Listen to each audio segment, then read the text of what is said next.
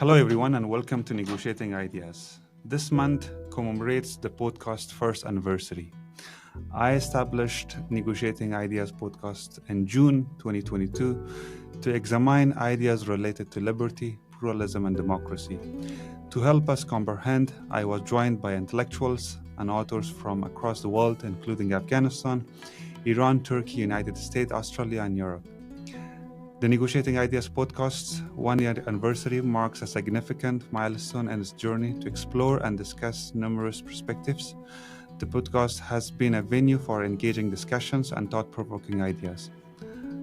I have got the chance to explore a variety of topics, obtaining fresh insights and improving our awareness of the world around us. Through its commitment to encourage balanced and diverse dialogue, the podcast has effectively established a space where other points of view may be explored and listeners can challenge their own assumptions.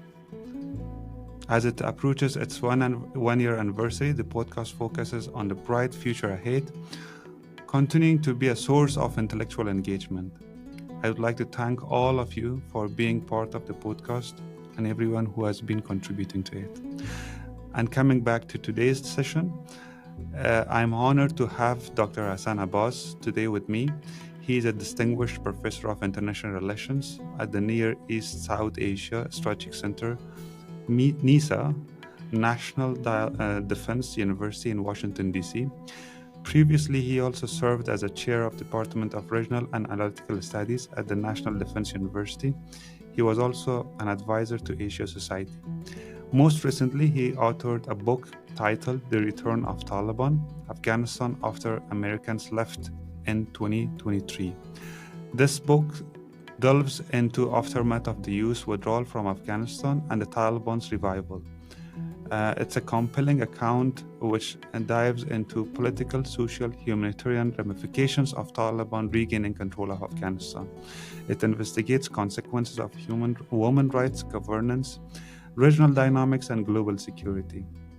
The book sheds light on numerous difficulties that have arisen in the aftermath of American departure and provides a vital insight into Afghanistan and its people's uncertain future. It's an honor to have you, sir. Good morning to you and welcome to Negotiating Ideas. Thank you so much, Omar. I'm really honored and looking forward to our conversation. So the very first introductory question would be, give us an overview of your book. Who are the audience of the book? I'm asking this question because as I read the book, I realized there are, for example, similarities between your book and certain, for example, reports which are coming from international organizations, including United Nations. So if there is a theoretical contributions, what are they? If there's a new approach that you suggest the readers while studying Taliban or comprehending Taliban, what is that? Thank you so much. First and foremost, I really like your introduction in terms of this podcast, and you're looking at ideas to engage with our own ideas, to reconsider our ideas, and to debate with the purpose of finding new pathways to where the truth lies. And the biggest challenge of this day and age is that the reality and the real truth is camouflaged in so many areas because of polarizations at a global level, because of disconnect between those who have a lot and between those who have nothing, and desperations and frustrations of the ordinary and the demographic changes. And this book is, in fact, not just from my perspective about Taliban. It is about larger issues taking place in the broader Muslim world in terms of battles between the extremists and conservatives and those who want some progress and reform, and how the younger generation in various Muslim societies are trying to tackle with these issues. So the main story, but to be able to explain these things, I use the story of Taliban and the contemporary Taliban. And I emphasize this because there are some excellent books on Taliban's history, what happened before the last 20 years of Afghanistan, how a new Afghanistan was built, or at least a valiant effort was put in. But where Taliban and where Afghanistan and the region stands after August 2021, that is the main core of the book. And I wanted to go deeper into the varieties of Taliban, and rather than just looking at them as a monolithic one group. Because for a Western audience, as soon as they even see a person, at times, some of them who are not fully aware of it, they'll see even a person like me and you with our beards. First, Mm, immediately a frame comes into mind. Then they mm, see a headgear, a green or black or white. A second stereotyping comes into play. And third, then they think they are cavemen and extremists, and their religion is teaching them all the violence. So part of the effort in this book is also to challenge some of those assumptions. Secondly, the audience of the book is global. My, of course, publisher is an academic publisher. So academic publishers, and I'm very grateful to Yale University Press. They're publishing the second book of mine on Taliban specifically. The previous mm, one was Taliban Revival, in which I had explained the historical aspects and what was happening during the reconstruction, during the Karzai government and beginning of the Ashraf Ghani government. And this time around, my publishers discussed with me, forget about the history. Not that we can or we should really forget about the history, but in terms of the book, that it had to be very contemporary. It should start from the day Taliban came back into Afghanistan. And mm, the themes that I picked, and my last aspect on this, the themes that I picked were: one, what was that negotiation in Doha that led to the return of the Taliban? Because although Taliban committed a lot of violence, a lot of conflict also, but their return to Afghanistan was not just because of their military success. It was mm, because there was a peace deal, inverted commas, conducted in Doha, which allowed Taliban to negotiate. In fact, it seems they actually did very well on the negotiating table, which no one was expecting. We always thought of them as warriors with their swords, let's say, in our mindset, or with their guns, but they did quite well in Doha. And what were the compulsions from the US point of view? How did the government in Afghanistan fare of Ashraf Ghani? That is one aspect. Secondly, is when they walked into Kabul, what was the scene like? What were they faced with? Were they prepared for it? Because they're, at the end of the day, at best, I mean, at worst, they were total terrorists. At best, they're insurgents who wanted to push out the foreign government. But when now they are governors, was there anything in their training which prepared them to be governors? That's a big question. How are the young people thinking about it? And last but not the least, whether Taliban, I wanted to tackle the question: have Taliban changed? In some ways, they have, I think. But mm, are all those changes positive? Not necessarily. And yeah. what the future holds for the region, how the world is looking at them differently, these were some of the themes. And my very last point on this overview: I still make a case by even exposing them, exposing their bigotry, exposing their hypocrisy, exposing their internal challenges. I still make a case: engage with them. Because Mm, why engage with them? Not because we necessarily like them and necessarily they are good. mm, Engage with them because we tried every other method with them already. We went to mm, war with them. The strongest military in the world was there. NATO was there. EU was there. We tried everything. We tried to mm, build a new Afghanistan. And there were big mistakes committed. Some of these warlords and some of these thugs and corrupt people we engaged with, they could not really turn around Afghanistan. So we tried every other way: money, war, violence. Now, maybe if we engage with them, some of their pragmatic elements may win out. That might be our best option. That's the whole story. these are very critical issues, and I think they were out there in public square, and people were discussing, policymakers were discussing. So I would like to come to most of them one by one. But another question that comes to my mind is about your characterization of Taliban as a new social movement. If I quote one of the sentences from the book, the book contends that for all practical purposes, the prevalent Taliban ideology falls under the category of new religious movements.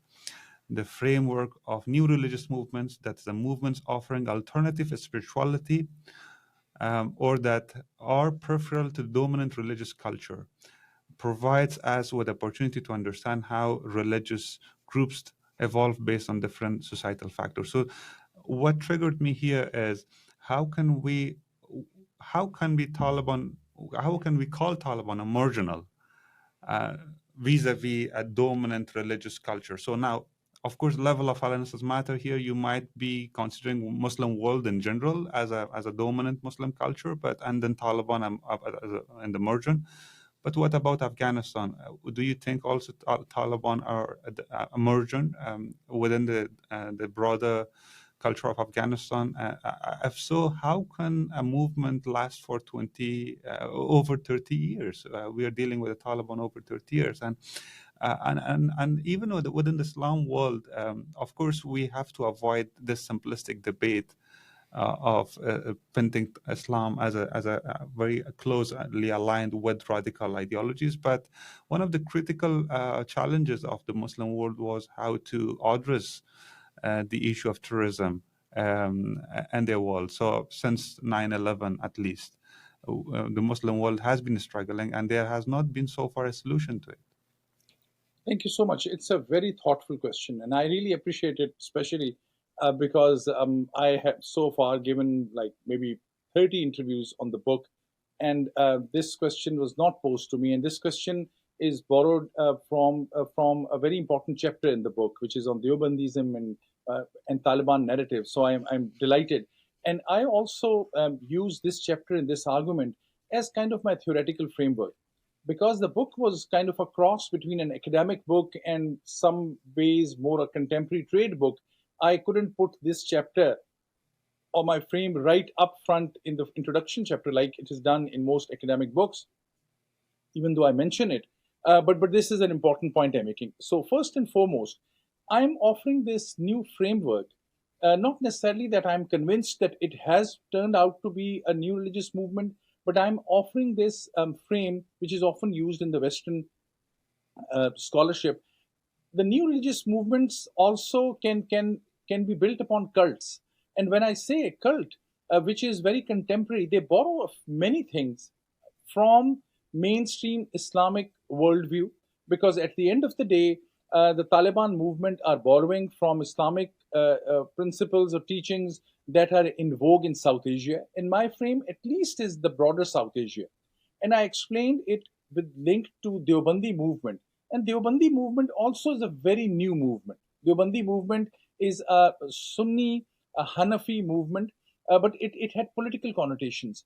Just for your audience, very briefly, it started off more than 100 years ago in a city close to actually about, I think, 100 miles from New Delhi in India today, Deoband, where this madrasa, seminary, was built, which had political goals. The purpose of the Deobandi movement was, it was more anti-colonial movement. People were looking, the Muslims in India under subjugation were looking for ways out of political resistance. And that's how the Deoband school came into being. However, the Deoband school had huge issues with the Sufi-oriented Muslims or mystics, who somehow or the other, for some time, were engaging with the colonial master, the British at that time, because of the nature of the mysticism and the Sufi thought. They were non-confrontational in a military sense. So Deobandi said, no, we are going to confront and we are going to challenge. That's how this movement started. When India and Pakistan were divided, there was a division between the Indian Deobandis, Indian Muslim Deobandis, and Pakistani Deobandis.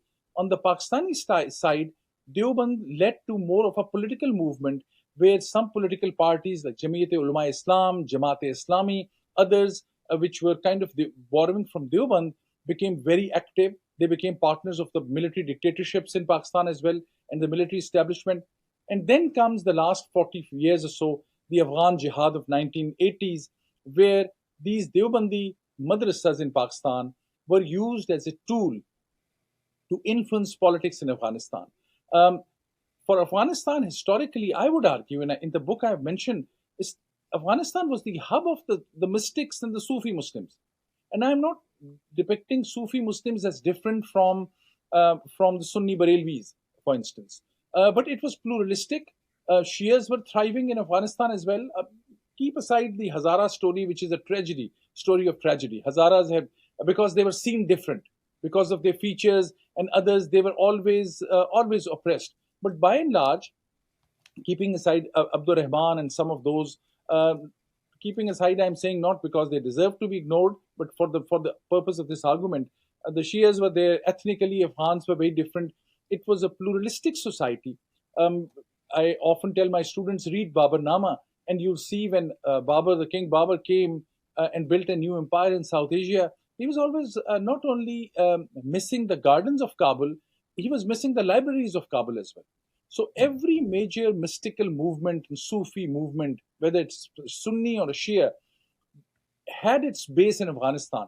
That's what I would say historically, in principle, was the mainstream Islamic thinking in South Asia. Same was the case in India and Pakistan. Now, this last 40 years of conflict, especially with first with Soviet Union, then insurgency and terrorism, this has changed the color and shape of religion. That's why I say Taliban borrowed a few things from religion, borrowed other things from pure Pashtun tribalism, and that too also not mainstream Pashtun tribalism, of hospitality and challenge against the outsider. And there's so many other features which are not all negative. There's some amazing characters of Pashtuns, and I say this as I'm an American, but I'm originally from Pakistan. I can tell you, I grew up. I'm from Punjab, but grew up in Northwest Frontier Province. We used to call it, or Khyber Pakhtunkhwa. I have served as a police chief also in that region. I have been a big beneficiary of hospitality, friendship, love from Pashtuns. So I know the Pashtun culture and Pashtun Wali, and they are amazing people. But what I'm referring to is, in some of the border mountainous areas, some elements of tribalism are very, very problematic. Taliban borrowed from those as well and came up with something which is new, because it's a shortcut Islam also, if I may call that. That's what I want scholars to think about, looking at the Taliban movement differently, because at one level they are political animals. They want power. They are not about the projection of the Islamic principles and ideals primarily. They are about power. They were about insurgency, because that's how they were gaining credibility. When it comes to tribal norms, they went to the most orthodox and conservative elements. That's why I thought, how do I understand this movement? And I put in this frame, is this a new religious movement? I'm still not convinced that it necessarily is, but it is going maybe in that direction. The future will tell. That's my general response to your question. Sure. Still, I may say that if Deobandism has a long history of over 100 years, and Taliban heavily draw from it, plus some other radical ideologies, which has been, historically in the region, across from Afghanistan and Pakistan. So I wonder whether we can call it marginal, because even in the political history of Afghanistan, beyond Taliban, since the independence, Amanullah, and has subsequent government, those who were trained in Deobandi madrasas in subcontinent, like Mujaddidi families, they were very dominant in shaping the constitutions, laws, policies, even during the long peaceful period of Zahir Shah. Those who were from Deobandis, they had the main influence on politics anyway. But how can we now comprehend or situate Taliban within the broader Islamist militant groups? There are varieties of these militant groups. So one of the interesting books that I like about political Islam is the book by two authors, Kamran Bukhari and Farid Sensai, on political Islam and age of globalization, where they study a spectrum of political Islam movements. And of course, all of them do not fall into the very radical ones. They have a chapter on the Taliban. But Taliban is really an anomaly in that, because you have on one hand Al-Qaeda and very transnational global jihadists. On the other hand, you had the secularist, you can say, the Islamist movements, but Taliban are coming in between. But the fact is that, can we say Taliban's behave like that of Iran while they contain themselves within the territorial boundaries of the nation state? But still, the Islamists in Iran also had an urge to export their revolution. And that's why Iranian policy is heavily now in the Middle East based on religious factor. Now, Taliban also, of course, it's not like an Al-Qaeda that many may argue, but the fact is that they are at the core of their policies and ideology, they will continue to export this ideology. Now, at this moment, they host all regional and transnational movements of jihadists. Al-Qaeda is there, the recent UN report. TTP is there, the Central Asian outlets are there. So do you think we should also move beyond the fact that Taliban are not like other global jihadists and they do not pose a threat, but the fact that with these examples we see they are exporting their ideology? Another set of excellent questions, and I'll thank you very much for reminding me about your point on the marginal issue. I agree with you. I'll not call them marginal in a political sense at all. I think they have significant support, may not be a majority, if because the only way we would figure that out is if we will hold an election today. I think they will get a lot of votes from maybe rural areas in the Pashtun areas, but elsewhere, if people are given a free choice, Taliban will not make the government. And that was, I think, Ashraf Ghani's point when he was constantly saying, let's agree to the constitution, let's come and be part of the political process. Taliban never wanted that because they know some of what they are doing is by negotiating deals with various tribes, it is by use of force, it is by use of clerics, by use of their religious networks. They know that if people are really free to choose in Afghanistan, Taliban will not win the election. That's what I mean by this, that they are not dominant culture in that sense. Afghans are those who will vote against them are good Muslims, practicing Muslims, but they're not like Taliban's Islam. In that sense, from a religious point of view, they are marginal. Another example, I think within Kabul, there are divisions. Those in Kabul today, holding many cabinet positions, and I talked to some of them, in one question, I was asking a very important leader of Taliban about girls' education. And he, after some debate, said to me, Hassan, my own daughter goes to school in a Gulf country and she now wants to go for PhD in Turkey.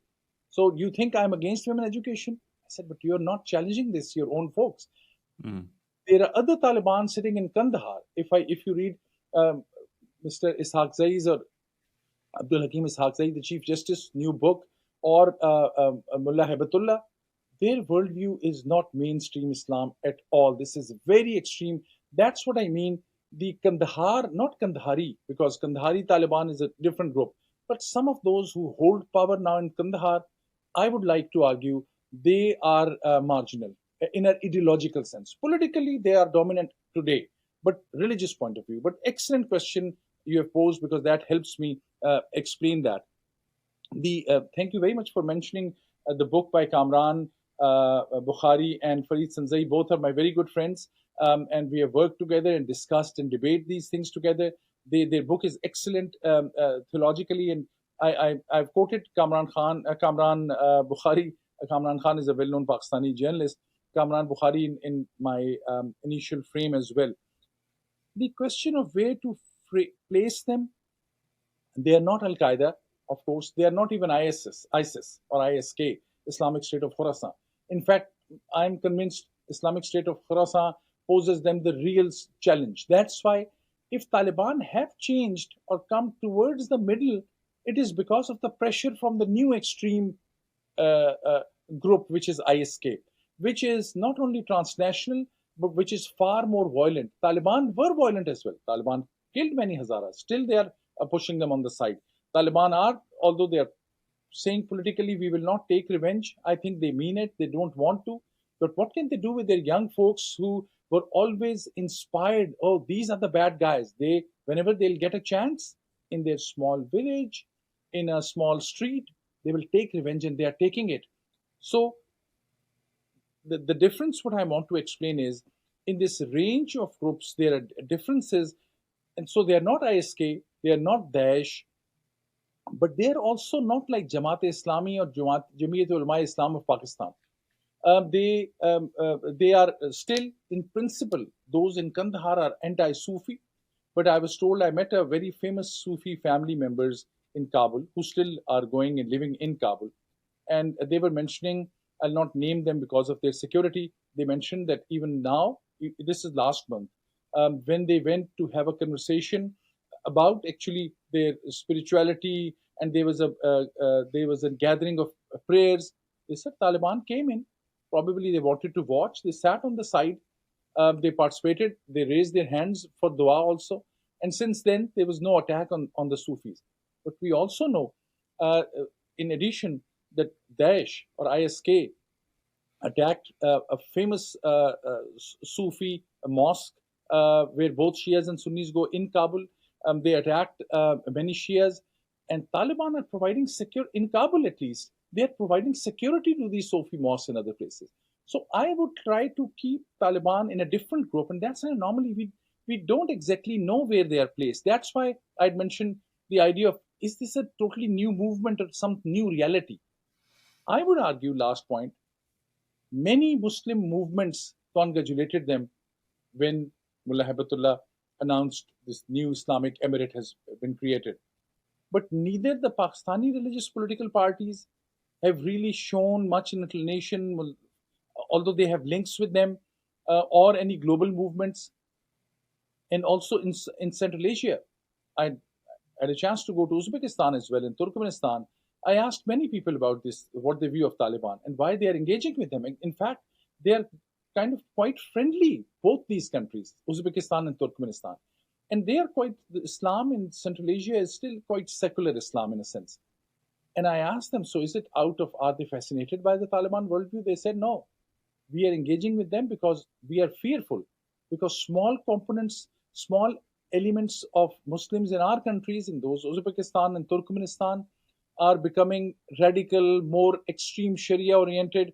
And by Sharia, I must explain. Sharia is not something many Westerners think it is this book of Quran, al-Hakim, or the hadith of the Prophet Muhammad, peace be upon him. No, Sharia is the interpretations of jurists. It can be an extreme set of scholars who can come up with a book and say, this is Sharia, and that Sharia may have nothing to do with the core Islam. So Sharia is a dependent term. It is not the mainstream divine Islam as most Muslims believe it. The point I'm making, people are still fearful from them because they worry, what if they'll start exporting it?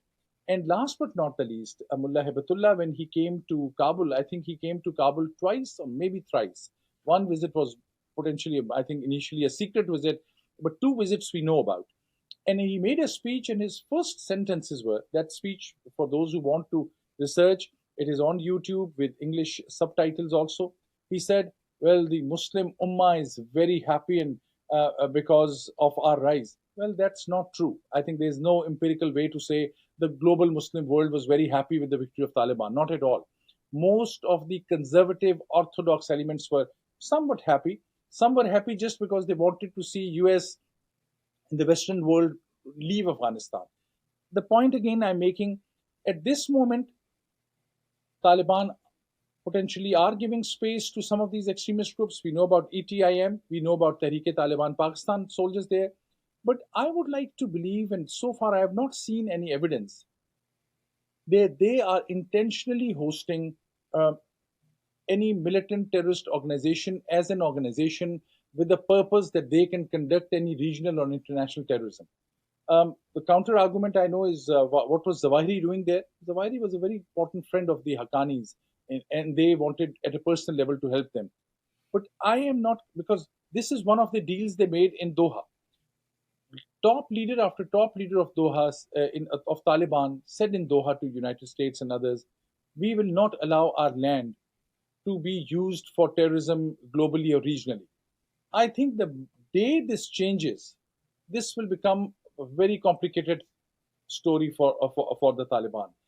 At this time, I think they're giving space to them. They're not going against even TTP, Tehreek-e-Taliban Pakistan, even though the track record of TTP terror in Pakistan is huge, and Pakistan is challenging them. Taliban want to keep their good relations with these militant groups because they think they may need them again if they have to resist outsiders or if they get into a war again. But they are not actively allowing or telling these groups go and conduct terrorism in Pakistan or in Central Asia or go and attack somebody someplace in Europe. That's the difference between ISK and Daesh. Sure, but the recent report by United Nations shows the other image, contrary to what you say. For example, it shows that how Al-Qaeda is not just provided space there, but they have been investing in training Islamists. They have established factories to produce, again, this ammunitions for blasting. So it is more than hosting. It is creating a kind of symbiotic relationship, as these groups are actively a terrorist. They have not been retired. Like TTP is not retired, and then the Taliban say, well, you're retired, you're here for, we can host you for some couple of years, and later on we might use you for any kind of other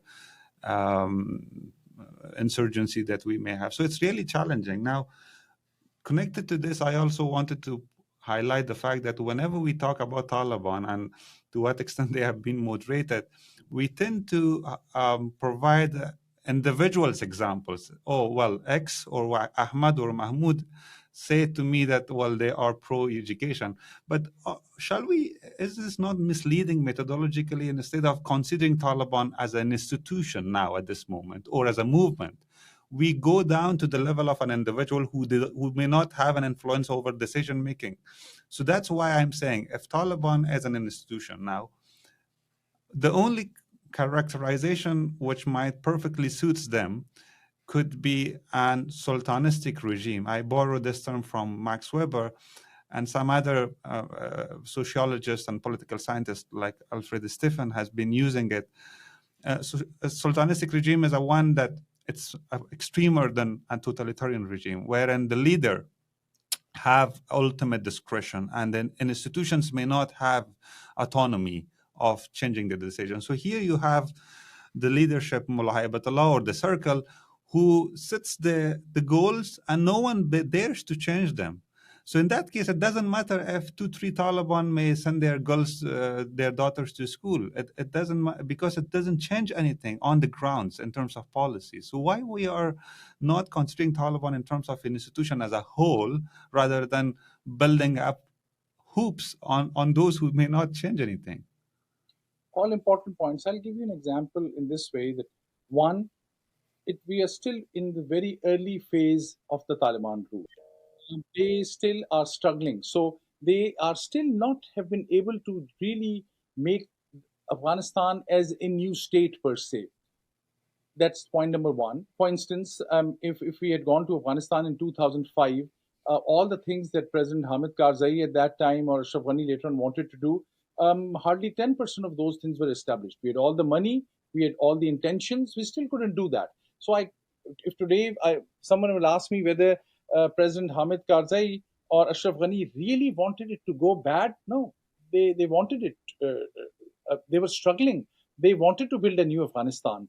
Did that in some ways, but failed in many ways as well. But because of those failures, I cannot say that all they wanted was to fail. So, and you're right also, we cannot pick individual cases, but in cases where field research, for example, is hard, we pick on, this is more of a journalistic style, we pick on some stories which give us an insight. On school issues, I think you're right, and UN is also saying that. And the UN latest report on ISK and others is being debated upon as well. Some people think the information is a bit dated, but that is being debated, and I would by and large give credibility to what UN says because they are looking at it from an objective point of view. But some of the elements of this latest report are being strongly discussed and debated also. In 4 districts I'd heard, or 5 if I may be forgetting, when Mullah Haibatullah had banned education, those 4 or 5 districts continue to allow girls to go to school. It was, they say, and one of the leading members told me, it was only when it came out in a very important, I'll not mention the organization, came up with a very important report saying, look, and that report was intended in a good way. They said, Mullah Haibatullah wants all schools to be closed. There are 4 or 5 districts where girls are still going to school. And then those schools were closed because Taliban say, oh, really? Some schools are still open. I would argue the benefit of doubt I want to give to Taliban at this time, or Afghanistan, is that there are 2 realities. One reality is in Kabul and one reality is in Kandahar. Kandahar is dominant, politically policy driven at this time, but the challenges that we are seeing coming from Kabul are also huge. Another example I'll give you. If we go by the Taliban's original model of Mullah Omar, power base in Kandahar, very dogmatic and conservative, no engagement with anyone. Although I think he had met just a Pakistani leader and a Chinese foreign minister at that time. Today's Afghanistan, when Taliban went back into Kabul, they never burnt down Kabul. If they had burnt down Kabul, or even the government palaces and ministries, I would say, they don't want to engage with the new institutions. There is a new Afghanistan. Those in But Kabul may I are come again on this point? They have not burned in institution buildings, but they have dismantled many institutions of the state. That means that they have been deconstructing the state. For example, Attorney General office, it's gone now. Independent Human Rights Commission, it's gone now. Independent Administrative Reform Commission, it's gone now. Women's Ministry, it's gone now. So good many point. other independent agencies, directorates, there are no more. So, I, and deliberately they undermine the state. So, well, we say they are new. Let's give them time. But they don't you think some of these destructions that they do, these are deliberate? They are rational. They know why these institutions matter, but still they do that. very good point. They, out of 30 ministries or organizations, of course, human rights, they would never argue. They would never support those. Some of the other rule of law institutions. But at the same time, in the Ministry of Interior, I often give an example to people, even getting the people the way they are organized in police and military, that was something very alien to the Taliban's worldview. I'm talking about the original dogmatic Taliban worldview. People in uniform, the way they're organized, the way some rule-based things are going, the way the Afghan bank is working. They are now, of course, they want money, so that's why they want to engage with them. They had put in one person as head of the Afghan new state bank, and then they changed him because they got a relatively better person there. So in health sector also, the I'm just saying it's not exactly that they have completely tried to destroy. They, even if they're 30 or 40 institutions or 30 or 40%, which they don't like because those are pluralistic, more democratic institutions, they want to just keep them aside. There are others, 40, 50%, which they find useful, that they are adapting to those. This is different from the Taliban of the 1990s. I'm not saying they have become progressive or reform oriented, but they are different from the 1990s Taliban, which was very dogmatic, very warrior like, very orthodox. This time around, and one of the reasons is many Taliban leaders in Kabul, previously all they knew was they had moved between Kandahar and Kabul and maybe to Quetta. Now they lived in Doha, UAE, Turkey. There's some element in young Taliban. My last point on this. Young Taliban, most of these foot soldiers today were not even born when Mullah Omar was thrown out of Afghanistan. They are 17, 18, 19, 20 years of age. Mullah Omar was there 23 years ago.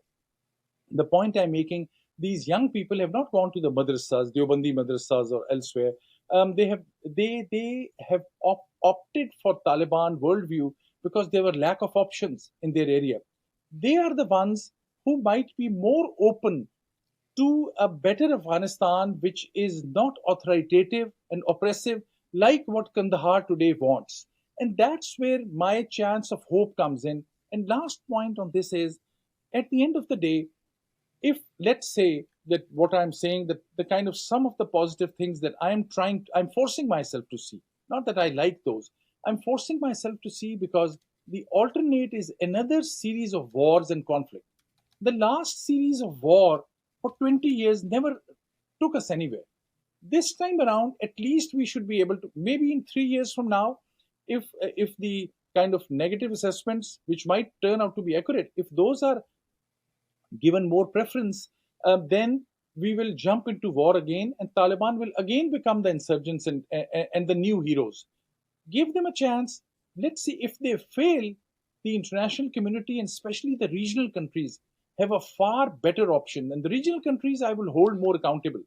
Pakistan and their support for Taliban, some of the regional countries, China, these countries will have to put their house in order in terms of their policy in Afghanistan. Currently, each of the regional countries is again playing their own games. They want more resources, maybe the minerals or some of the trading opportunities.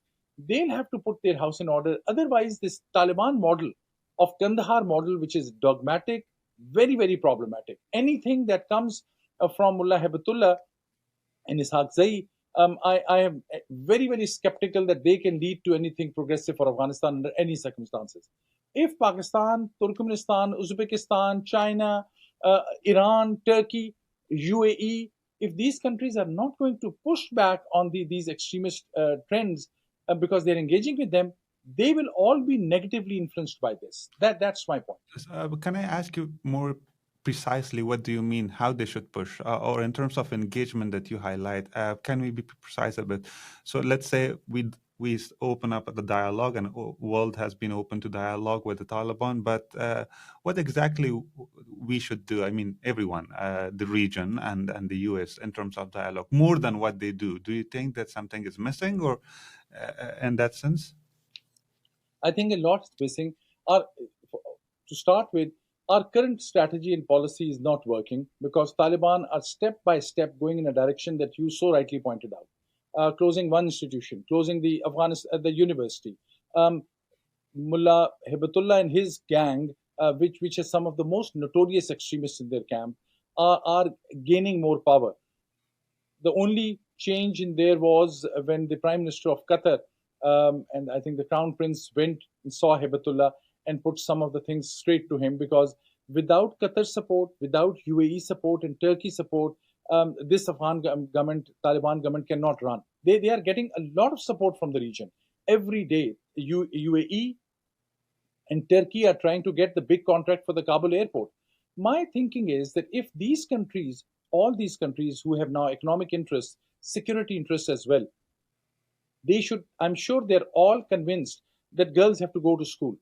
If Pakistan, India, Russia, China, UAE, other countries, which all in their own countries are fully supportive of girls and women education, if they all go to Afghanistan with this one agenda, just one requirement, telling them, we'll continue to work with you the way we are working with you.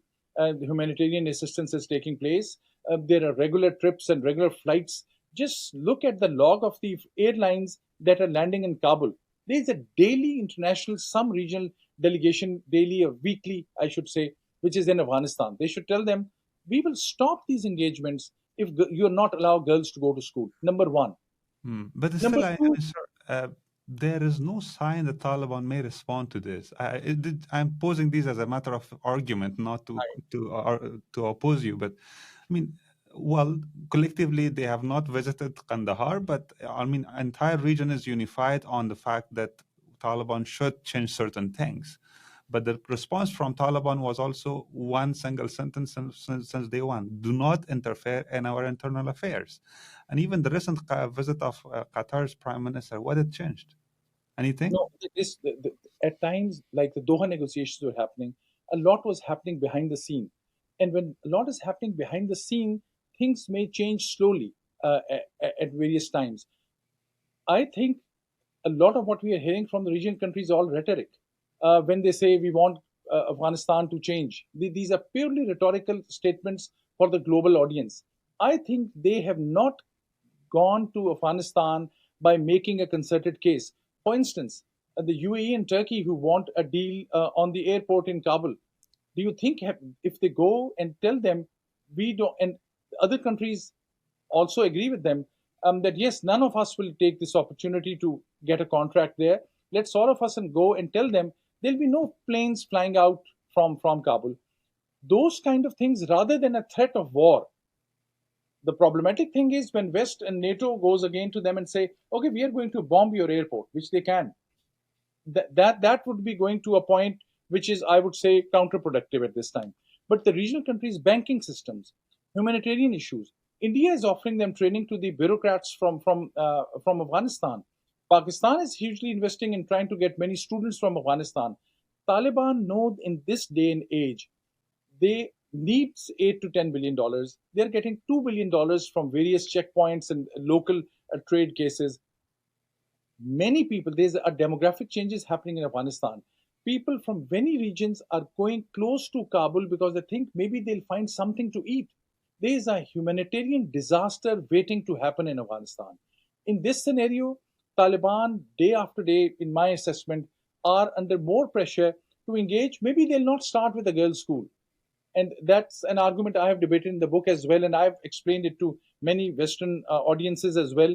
because there's a history of how Taliban view all outside policy interventions. There's a long history, other than Taliban also. Whenever there is an outside thing which looks like a Western ideal, that there's a big no. You are very right. They will initially say, and they have been saying, don't interfere. But there are other in this government who want things to change on minority issues, for example. The way previously they were dealing with the minorities, whether it was Sufis or Shias, today it is different because there was pressure. Maybe because Iran was working with them, and there were other factors as well. So I would not like to give up on the opportunity of going for a peaceful arrangement with Taliban till it becomes absolutely necessary that the regional countries will have to use some threat or some use of force.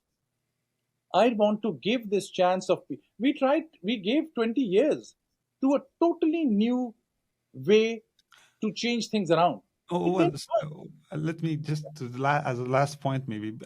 What I propose is, of course, not extremes that either we should go to the war against Taliban or completely abandon the country or abandon Taliban, whatever we do. And of course, those who oppose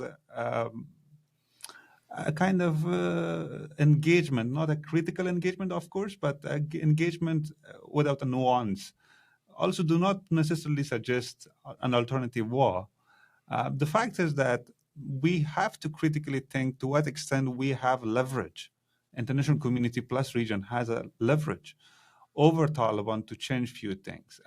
Because again, if we do not treat Taliban as an institution who have the tendency to become totalitarian and dogmatic, who oppose anything from outside, it is not realistic to continue build on hopes on nothing, because it will really worsen the situation. Nothing will change on the ground. It's not just about women's rights. It's about survival and suffering of every single human being. And the Taliban are really, I mean, irresponsible with that regard. So, I mean, solution, yeah, engagement, but we have to be very precise about what do we mean by engagement, because the term engagement has been loosely used by policymakers, by intellectuals, by those who are pro-Taliban, by those who are neutral, but we are not very clear on what terms and what framework. Anyway, I maybe your last point, and then we might come to the end of this episode. Most certainly. No, I think all your points are very valid, and I'm totally. I not only understand that, but I would say we're in the same boat in terms of our overall strategy. I agree. The word engagement has to be more clear. Maybe on the security side, it is clear. There are meetings between top intelligence and security officials from Taliban and United States. We know that from even the public knowledge, Yeah. and that is leading to some pushback on ISK. That is one area. Yeah. Engagement in, one reason why we lack a clear engagement policy is because at this time everyone is dealing with them as a bilateral. Once there is a regional approach and Taliban know that, oh, we are going to lose all our regional relationships, that kind of engagement, when a very clear cut message comes not from an outside big Western power, because that Taliban will use it for their projection, saying, look, the Americans again want this. Look, the Brits, the French want this. The regional approach will have an impact if there is a consensus and if all the regional countries are on one page. Leverage comes when there is trust. And trust comes when there is constant dialogue and constant meeting. That's what I mean. Constantly talk to them. That may lead to on some humanitarian issues, some trust. That trust will get you leverage. That's the line I would like to pursue. Till the time Taliban show that they are now have shifted completely to become a transnational terrorist organization, and that needs a very different approach. Thank you so much. There are lots of grounds that we have not covered. I think this issue is really big and we have to talk for hours, but really grateful for your time accepting the invitation to speak with me on this episode. I'm Have a very thankful. nice day. And thanks to our listeners for listening to this episode. If you would like to share this with your circles on social media, please do. We will be back with you on next month. Have a nice time.